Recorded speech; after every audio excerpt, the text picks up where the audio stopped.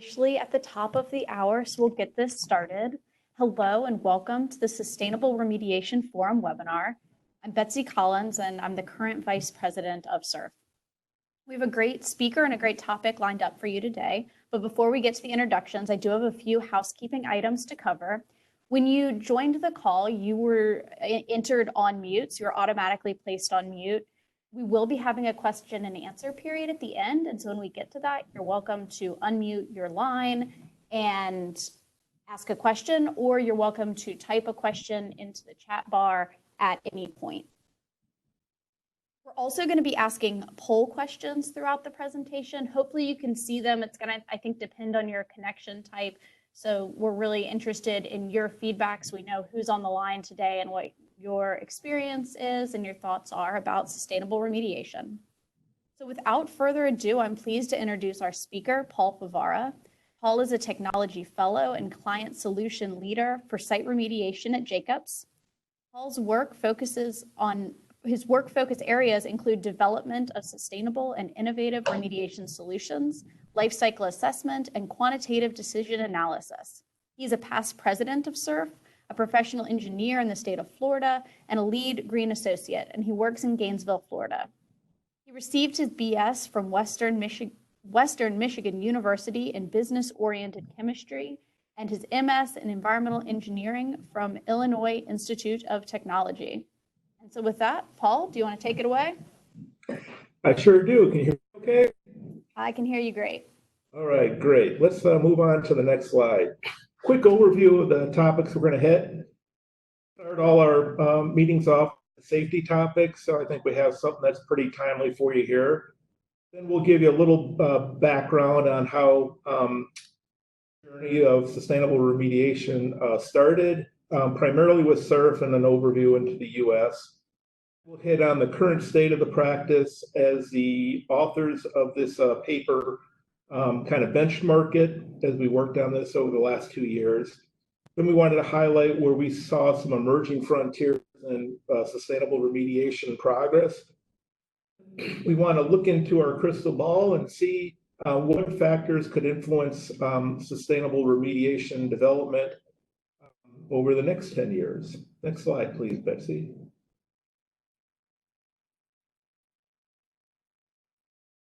It's flu season, everybody, and it is an epidemic every year. It peaks in the fall and winter and usually subsides in the early to mid-spring. The makeup of the flu virus changes every year, and it's primarily spread through droplets. And people are contagious from one day before symptoms onset to a week after. If you can stay home when you're feeling under the weather, it'll probably help you get better sooner, certainly prevent exposure of other people. You can stay healthy. One good approach is to get the flu shot. CDC recommends everybody over 6 months old should be getting it. If you don't like needles, there's other ways to get the vaccine.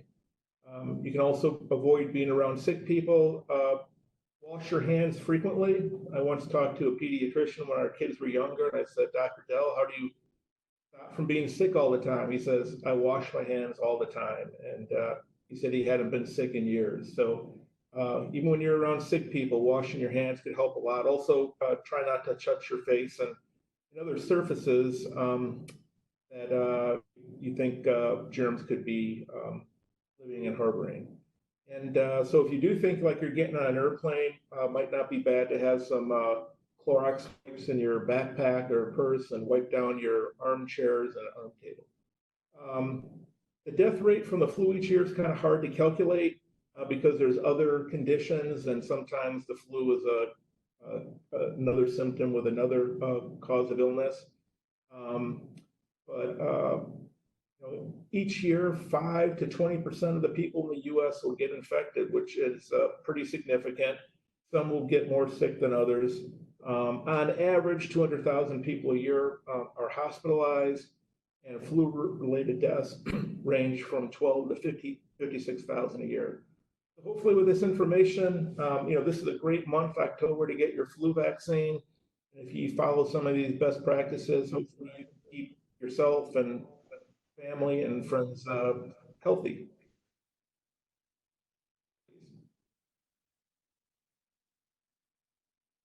Okay, let's start off with the first poll question, Betsy. Just to get an idea, we've got 4 questions, so we'll try not to pepper you too much. We just wanted to kind of see maybe the cross section of people we may have on the call.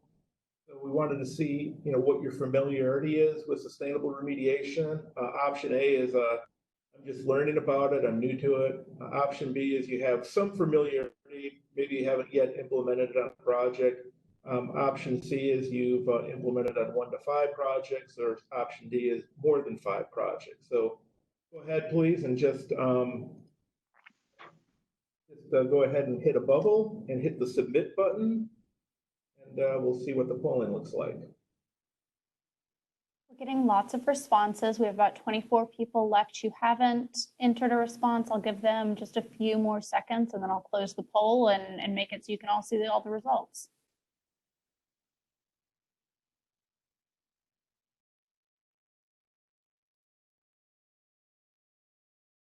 All right, it's slowing a bit. I will go ahead.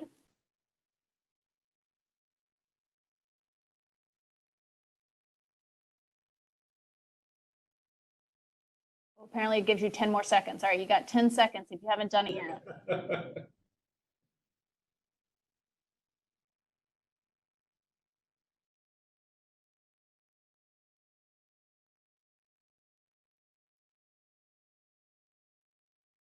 So yeah, we got a few beginners, and the rest of them seem fairly split between some familiarity, 10 people each for implemented on 1 to 5, and then more than 5 projects. So good cross section here for participating in that poll. And if you're like me, if you want to just hit the little X in the polling box, that can make your screen a little bit bigger. Next slide, please, Betsy. I wanted to first acknowledge the 13 writers that contributed to this paper. It was actually born out of an AEHS surf meeting back in 2 years ago this fall, where we kind of recognized that we had written the paper back in 2009, and people might be interested in seeing how the practice had changed over 10 years and where it was going. So these authors here, also their affiliations and the year they joined SURF, and this is about 95 years of experience that contributed to this paper. Great work by all these authors. Slide, please.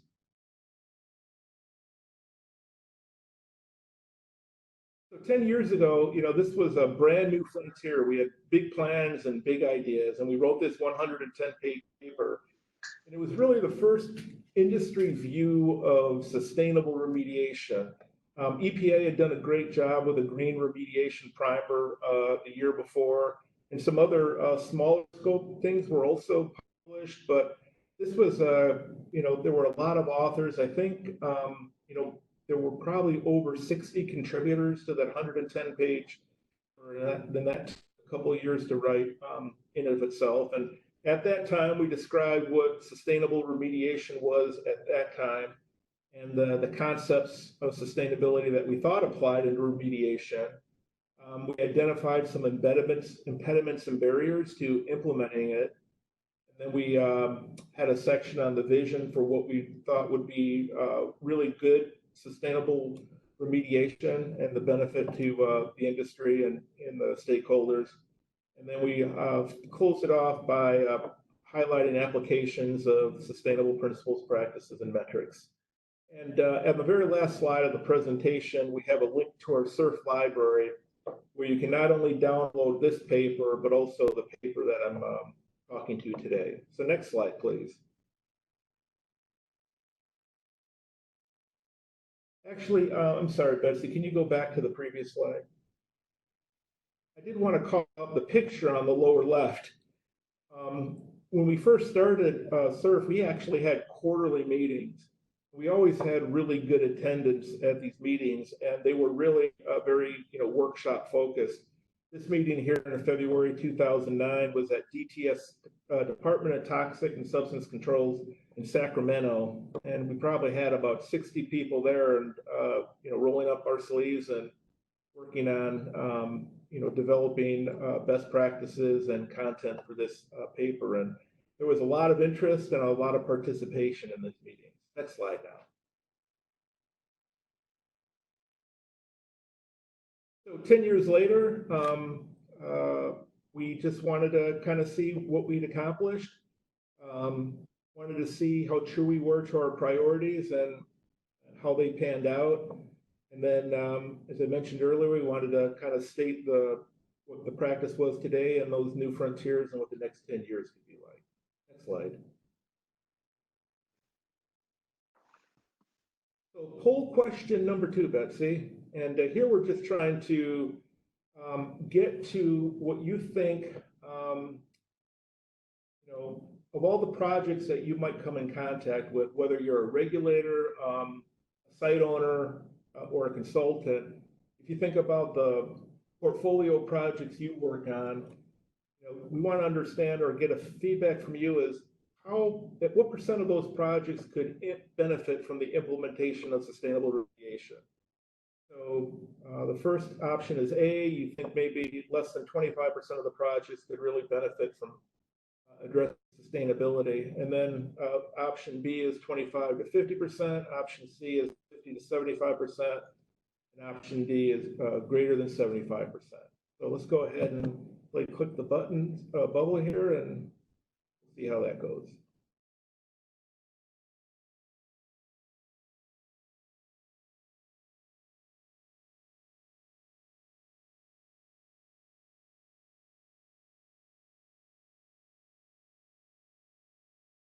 All right, it's that 10-second warning.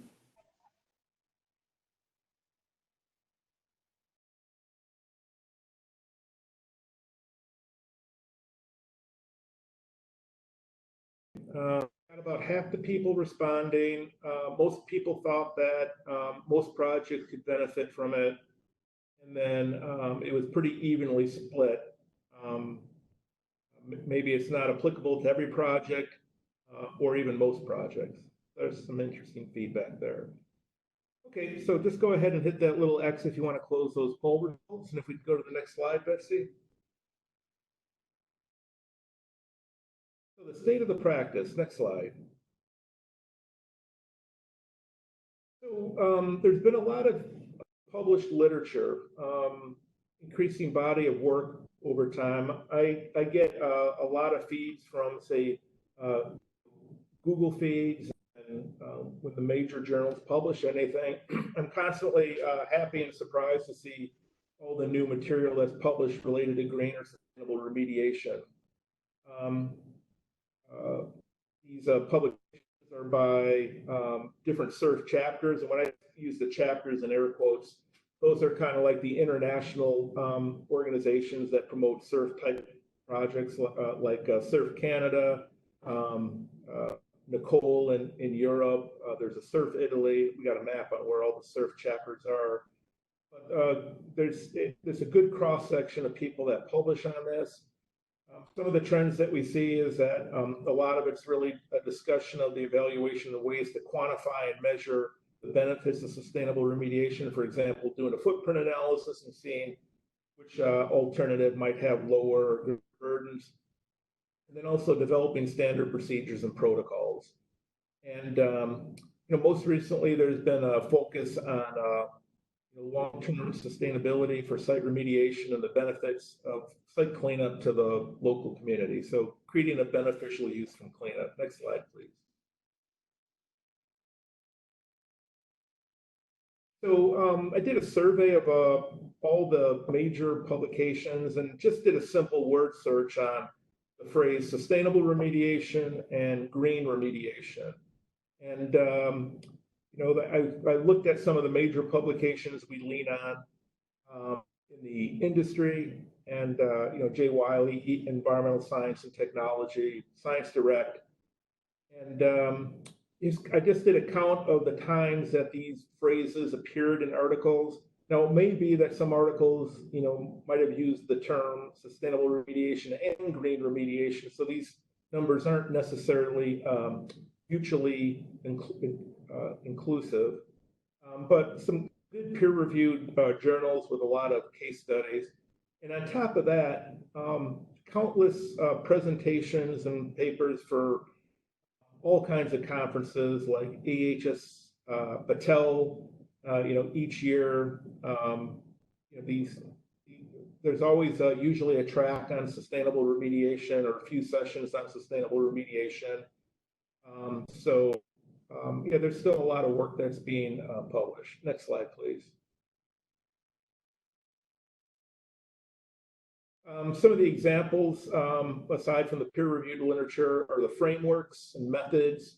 SURF published a framework back in 2011. Since that time, ASTM came up with the Greener Cleanup Standard and implementation of sustainable objectives on cleanup projects. So 2 ASTM methods. ITRC came up with their guidance in 2011. Also note, if you are interested in being involved with ITRC, we just launched a new work group to update the 2011 guidance and also integrate severe weather or extreme weather and fire events, which is code word for climate change. SURF UK, SURF Australia has one, US EPA guidance. These are just a few, certainly not meant to be or inclusive of everything. And a lot of these frameworks have best management practices. These are simple ways to implement sustainable remediation where you could, for example, EPA has fact sheets. If you're doing pump and treat, you got like a 4 or 6 page fact sheet on some best practices you can use for pump and treat systems. If you go to the ASTM Greener Cleanup Standard, there's like a dozen different remediation technologies that are in an Excel workbook, and you can just filter on that technology, and you might say get 26 different best management practices for in situ bioremediation, for example. A real easy way to quickly identify best management practices has been published with some of these frameworks. And of course, there's a number of tools. There's footprinting tools. I think SiteWise might be the most commonly used one. That was developed by Battelle, the Navy, and the Corps of Engineers, an integrated workbook, and that's widely used. The Air Force came out with SRT, but they haven't made any updates since 2013, and I don't think people can even find that on the internet anymore. And then EPA has what they call spreadsheets for environmental footprint analysis. They came out with that tool back around 2012, and I understand they're releasing an update later this fall. These footprint tools focus primarily on carbon emissions, energy, SOx and NOx and PM, water usage sometimes. Also, some of them integrate potential, accident and fatality statistics based on the hours worked and miles driven. And then finally, if you want to go more robust and deeper and look at more impact categories like smog or acidification or surface water runoff, those kind of things, there's life cycle assessment tools. There's various commercial software available for that. And what's also coming online is open source LCA to help you avoid that big expense associated with some of the more expensive commercial software applications. Next slide, please. Okay, poll question number 3. We just finished talking about footprinting tools. And so this question gets to what threshold of greenhouse gas emissions or CO2 emissions would cause you to reconsider or optimize a remedy to minimize the CO2 emissions? And it's simply option A is 50 tons, B is 500 tons, C is 5,000, D is 50,000, and option E is CO2 emissions probably wouldn't be enough for you to, regardless of the number, to change your remedy. So go ahead and submit my response. The others. Thanks, Paul. And we did get some feedback that folks were having some trouble with the polls. If you're having trouble with the poll but are able to chat, feel free to just submit your response via the chat, and I think we'll still get a feel for where the answers are falling out. Momentarily, I will click that close poll button, and then you'll get about 20 seconds to submit your answer.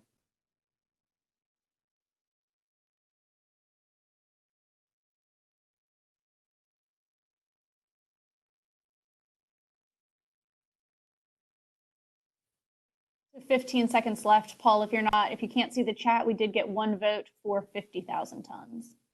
Okay.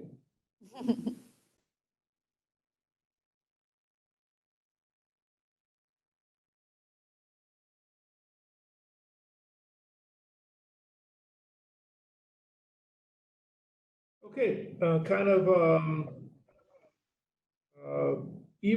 somewhat evenly spread between 5,500 and 5,000. A few people in it, maybe with our poll chat or our chat box function, maybe 4 of the attendees thought 50,000, and then maybe possibly around a third didn't think CO2 emissions would be a factor in how they would optimize the project. So good feedback. Thank you for responding to that question. Close the polling here. Next slide, please. So the other thing our writing teams worked on is like, where could we improve the implementation of the practice? And many thought we could have better education and understanding by practitioners, regulators, and problem owners. And also, more breadth and depth. And sustainability is a really deep and broad topic. And people come into it maybe with different perspectives, and maybe some more education and understanding could help them better understand the benefits it can create when it's implemented in a project. EPA has been pushing new adaptive management strategies, and that sure sounds like some really good opportunity for sustainable remediation to flange up with that. So kind of a new area that might be explored. In a regulatory-driven industry, there's a recognition that by 10 states that reference green or sustainable remediation in one way or another. Also, EPA developed a policy back in, I think, 2006 about how sustainable remediation should be considered in the CERCLA criteria. Better awareness of benefits and for site owners and corporate programs. And some thought that people might be using greenwashing phrases a little too much, and that's where you want to create the perception that you're doing something green, but it's pretty much what you would normally do anyways, and you're just kind of taking credit for maybe an industry standard practice. Next slide, please.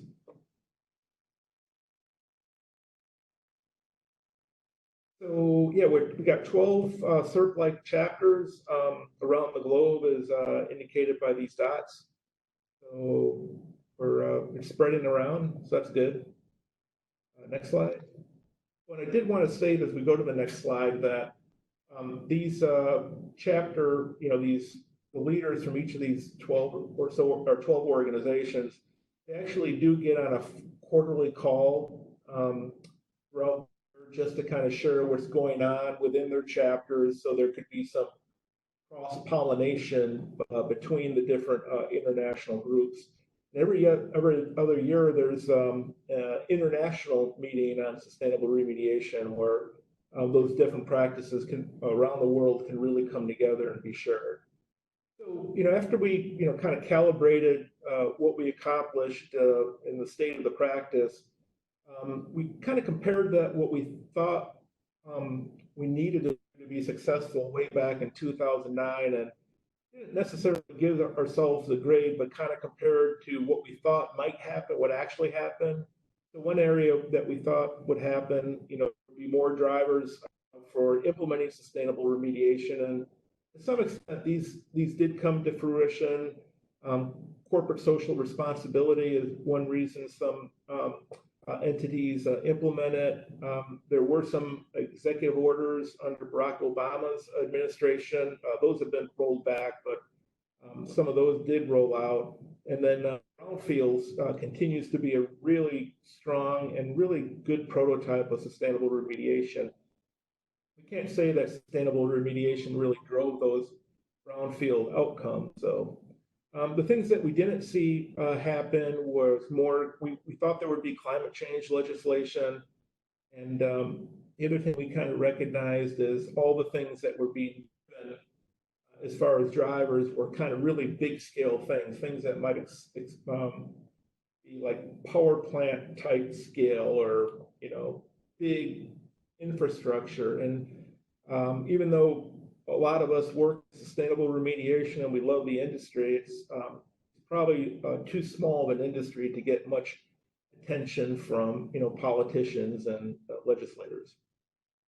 We hoped there would be a lot of development of technical resources to help train people, and I think we've done a really good job there, as we talked about, with the frameworks and tools.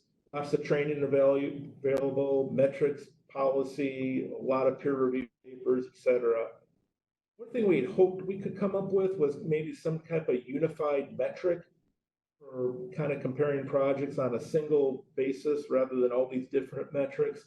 Kind of like if you're familiar with human health risk assessment, where a contaminant might have different cancer slope factors and toxicity factors, and you take the concentration and all these other toxicity factors and you roll everything up to an incremental lifetime cancer risk. So we've been searching for something like that, and it's hard to find for sustainability metrics. We thought valuation could be used, and that's just kind of converting impacts into something that might be something easy to understand, like, say, monetary impacts, social impacts to society. For example, carbon, the cost of carbon, back when there was a climate exchange in Chicago, I think it was going for, say, nominally $5 a ton. Europe had it at like $30 or $40 a ton. There still are major companies that do factor in what they think is a societal cost of carbon when they're doing their cost benefit analysis. They're not sharing that publicly, but they do calculate that when they're doing capital improvement type projects. But the challenge with valuation is, it's very regional. The cost of carbon or SOx emissions, per ton in the U.S. might be very different than Australia or Brazil or other places. So that's kind of challenging. We kind of related to the very first topic. We thought there would be some market government forces that could drive sustainable remediation. And as I said previously, I think the practice, as we practice it in our industry, is just too small to get that attention. We thought there would be carbon trading in the near future, and that never happened. Though there has been some use of renewable energy credits like carbon offsets. And how could sustainable remediation be implemented at different sites? A lot of people follow the 3-tier rule, where simple projects might just look at best management practices. More complex projects might look at a analysis, and finally, a really complex project might delve into life cycle assessment. Next slide.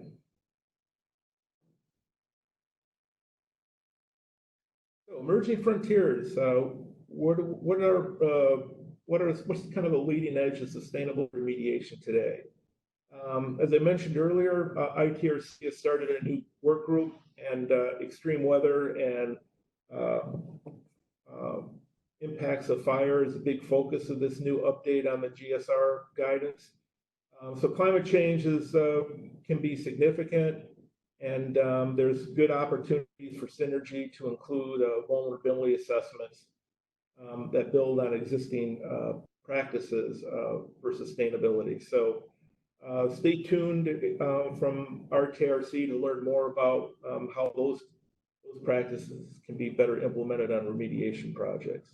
Next slide. Valuation, I touched on it previously. There's a societal cost of every environmental impact, every emission. You can find research papers that value a cost a ton emitted of NOx and SOx and PM, but that's very regional. And by monetizing the impacts, you might be able to take all these different metrics and monetize them and come up with a unified metric. The big challenge is really going to be able to get people to agree on what those metrics could be. And also, by representing this is a cost to society of the emissions from a project. Some site owners might be worried about the optics of how that might look and draw attention to their production facilities. And the next question is, well, what's the cost to society for you making a profit on your material? So it's kind of a slippery slope. Next slide. Programmatic remediation. This has actually been implemented at a number of site owners. For example, Navy and the Army have policies on implementing sustainable remediation. A few aerospace companies, oil and gas, chemical, utilities, etc. We can all probably that have been around in the business a while can think of several companies in each of these areas that have implemented sustainable remediation programs. So that's good, but we think there's an opportunity for it to be more spread. Even though there's some good representation with these industries, it's our understanding that there's probably just a few companies in each of these industries that do it, and there's probably more opportunity for this to be leveraged towards other industry or companies within those industries. Next slide. From a societal impact, we spent a lot of our work has really been done in the environmental component of the triple bottom line compared to social and economics, and we do struggle with the societal impacts. There's an obvious place for it in Bronson because they're doing development in usually densely populated areas. But when you go to another site, the way to implement societal impacts might be less clear. Our typical engagement processes, say if you're with the DoD, the restoration of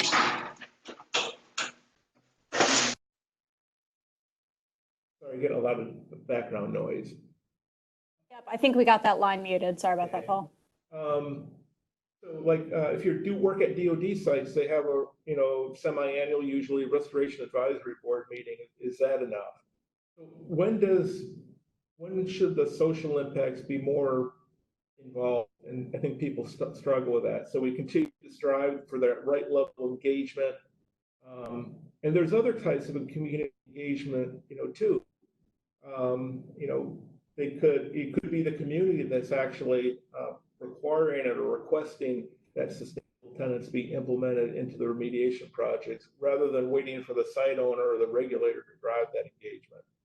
So the overall consensus is by engaging different disciplines like social scientists and even economists, we can bring some broader perspectives to implementing sustainable remediation beyond what we've mainly focused on in the last 10 years, which is really heavily factored towards the environmental component of the triple bottom line. Next slide. What we've also seen when people have implemented sustainable remediation, there's this virtuous cycle. The left panel is just some screenshots from a footprinting tool called SiteWise that I discussed earlier. And as people go through this process and break down their projects and input it into this tool, and they see the results and see how these different materials and energy flows and transportation impacts impact the metrics that SiteWise calculates, they become more aware of how to minimize that. So it's kind of like once you've done it once, you're kind of primed to think about the next time you do a project and how you can minimize it. And the more you go through it, the better you're able to optimize, and it creates this virtuous cycle that's Might be an example on the right where there might be a client driver to implement sustainable remediation, and the regulatory agency says, I think that's really great. You kind of have some common ground to really connect with on the regulatory agencies to get to a reasonable solution, and that creates positive feedback and improved knowledge transfer. The cycle just keeps repeating. So it's and improving. So what a lot of practitioners have seen, the more they do it, the more benefits they see and the more effective they can be next time. Next slide.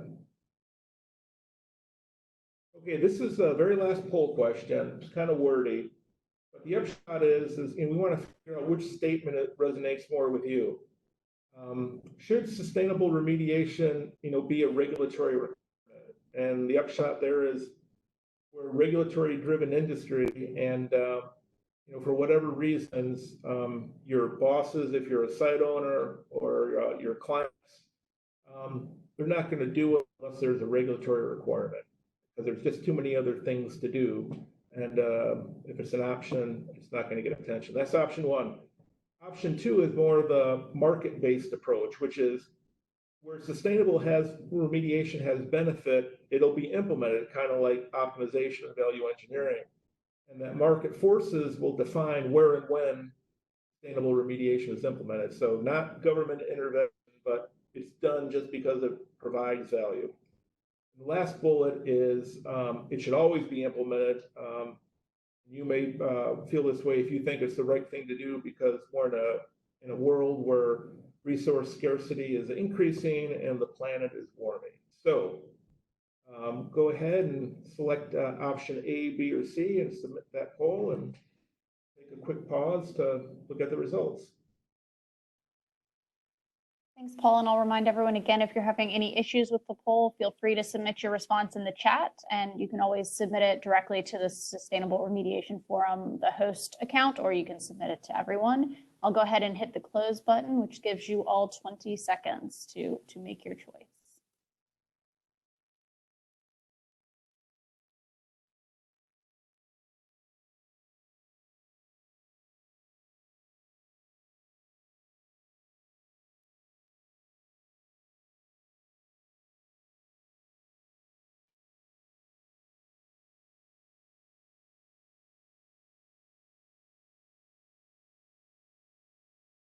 Okay, I had about 2/3 participation there. About a third of the folks, maybe a quarter of the folks thought that it should be a regulatory requirement. Another quarter thought that it should be done because it's the right thing to do, given scarcity and a warming planet. Half people thought that it should be driven by market forces.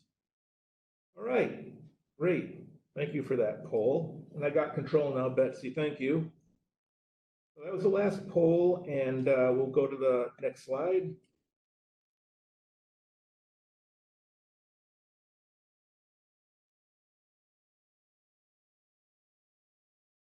I'm not getting it too advanced. There it is. So let's look in our crystal ball for the next 10 years. Kind of look what we did in the 2009 paper. And we kind of thought that there would be things that might happen with sustainable remediation could be influenced by one category was societal influence. In this era of increased social media and hyper exchange of information, people will be more aware, and activism can bring new attention to site cleanup and maybe draw in sustainable remediation. With a more informed citizenry, that would drive that sustainable remediation implementation. There's some political and business drivers that may increase demand of sustainable remediation based on stakeholders, branding, and optimization. What we've seen is, back when we first started, one of the main founding companies of SURF, tried to collect information on his organization's water and energy use and CO2 emissions. And he thought that would be pretty impressive, but it turned out that people who ran the sustainability program within that company thought the numbers were too small to even, bother tracking. 10 years later, we kind of see a tide turning a little bit where,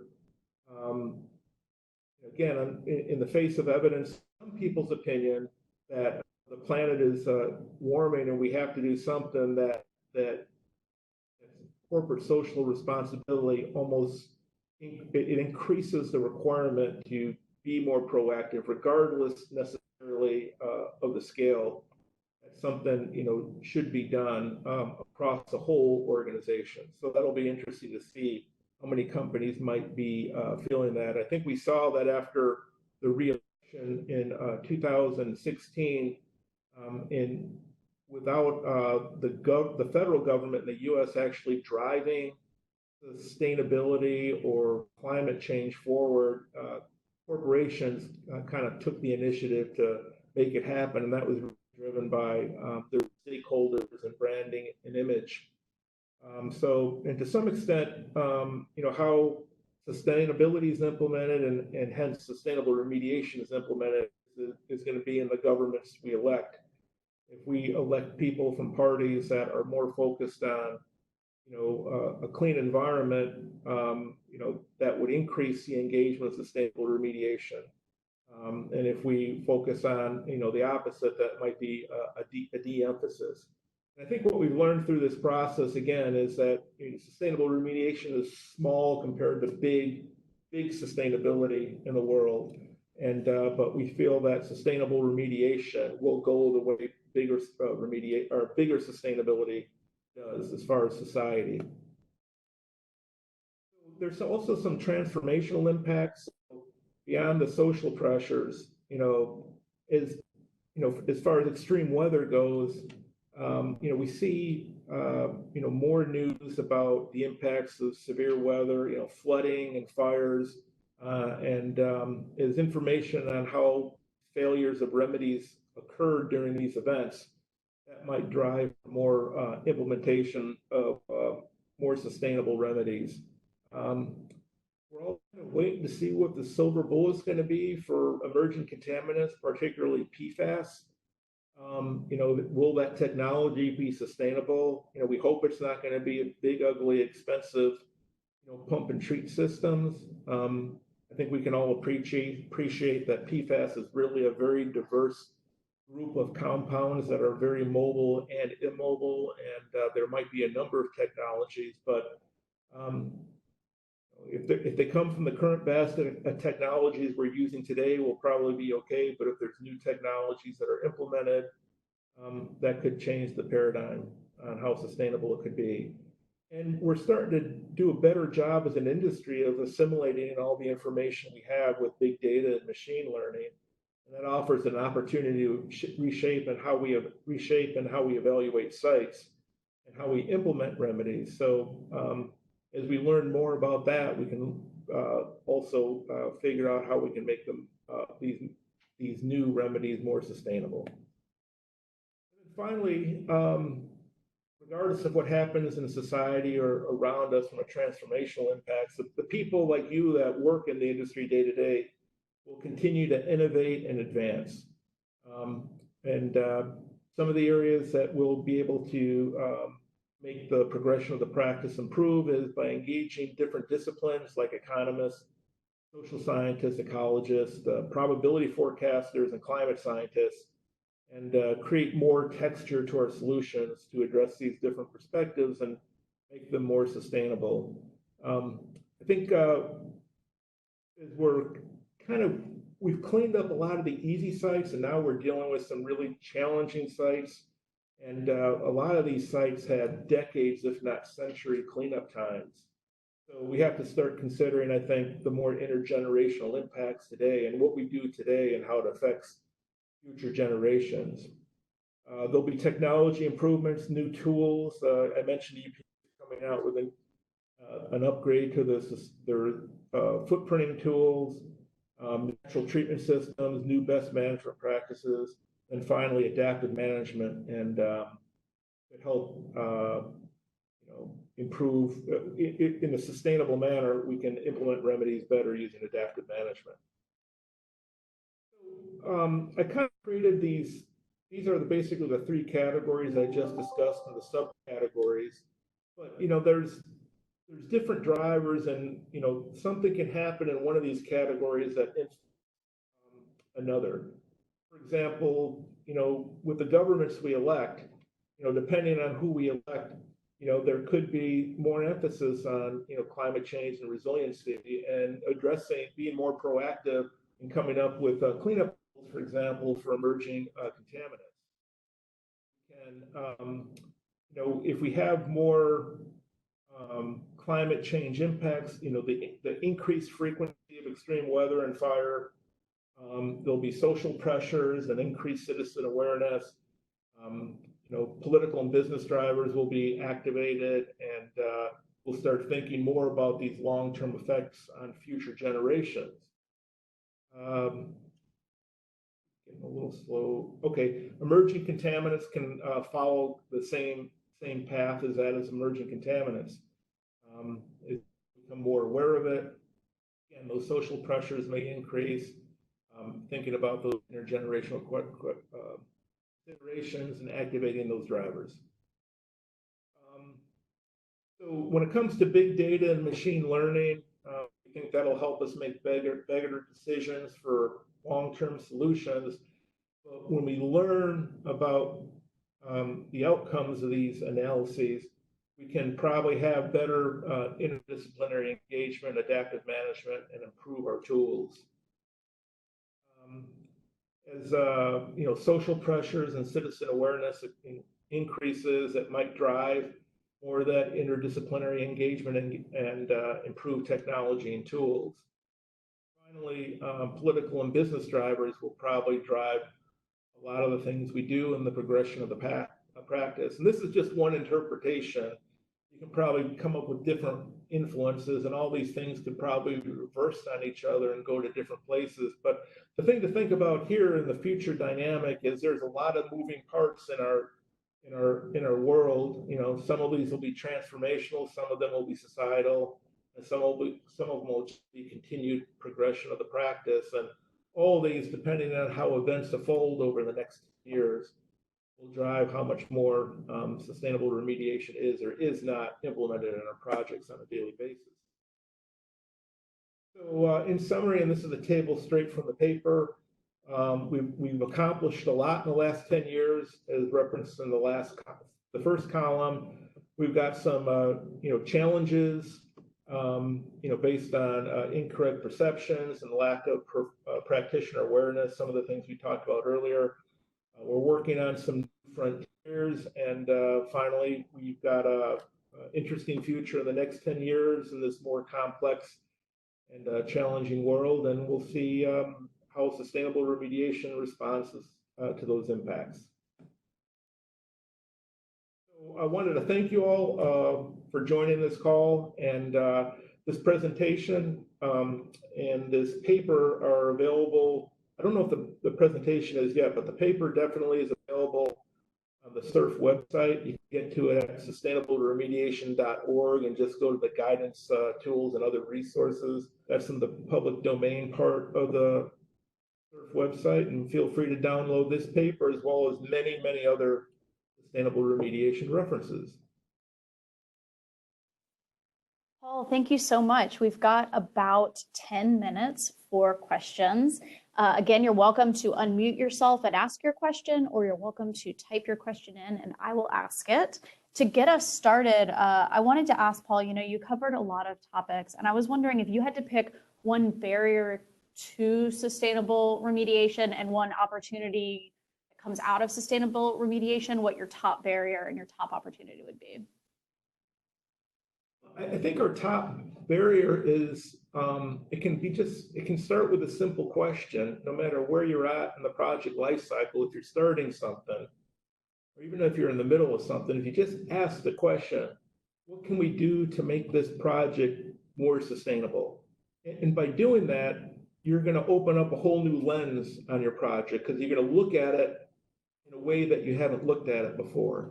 And by doing that, you'll be able to see some inefficiencies and then hence opportunities to improve, that remedy. And it's been my experience that when you look at things through a sustainable lens, and you want to minimize the environmental impacts or the negative attributes of that project, you're going to be minimizing the embedded labor, materials, resources, transportation, and processing of everything that went into that remedy. And by doing that, you will probably, very likely end up with a more efficient and lower cost remedy. So I think that's the biggest barrier is we just don't, answer the question. And I think the opportunity is kind of related to what I just mentioned, is that when you do look at this with this new lens, you have a new perspective that you can actually act on. But I think that's the very first place to start is just say, next time you're in a meeting on a project, if you're leading that meeting or participating in the meeting, just,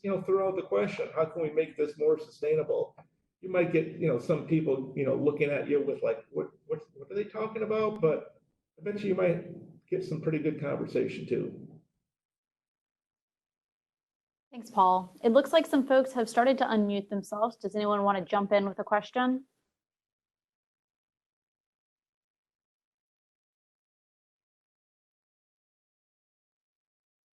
We've got a question from Lindsay. She says, what would you say the most important area of further research and information needs to progress utilization and acceptance? Well, that's a good one.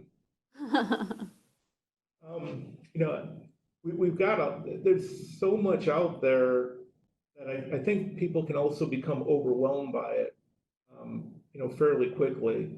But as far as new space, I got two areas. One is I'm interested to see what the ITRC work group comes up with extreme weather and impacts of wildfires to help make our remedies, safer through these extreme events. That's one area. And the other is I'd really like to see the engagement of different disciplines.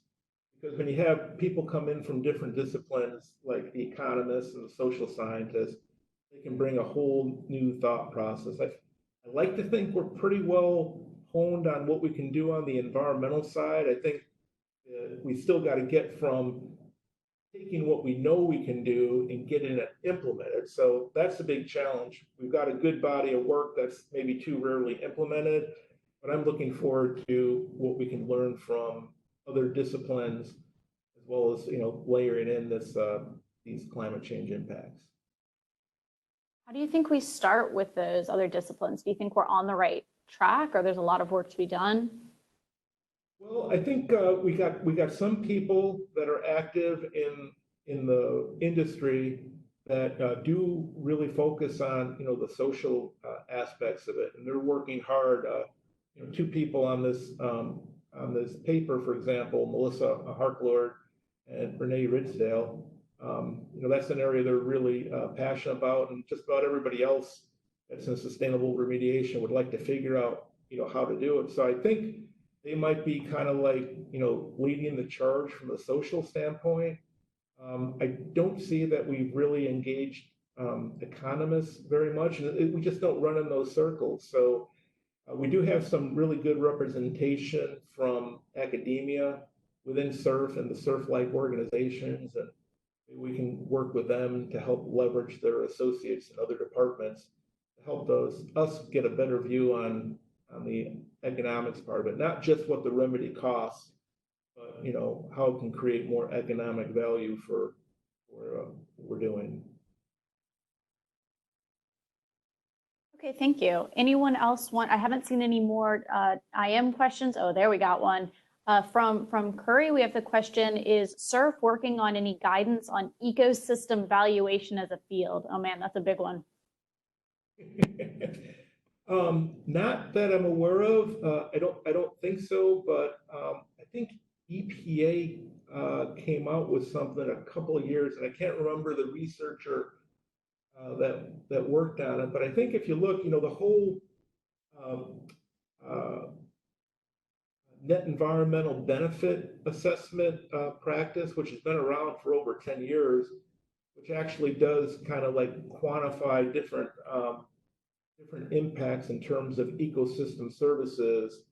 That's one way to kind of implement valuation that's actually kind of commonly accepted. So I don't see that being a focus by members of SURF right now, at least a significant focus. I'm sure there's people practicing it, but I know there's a lot of published information on ecosystem services.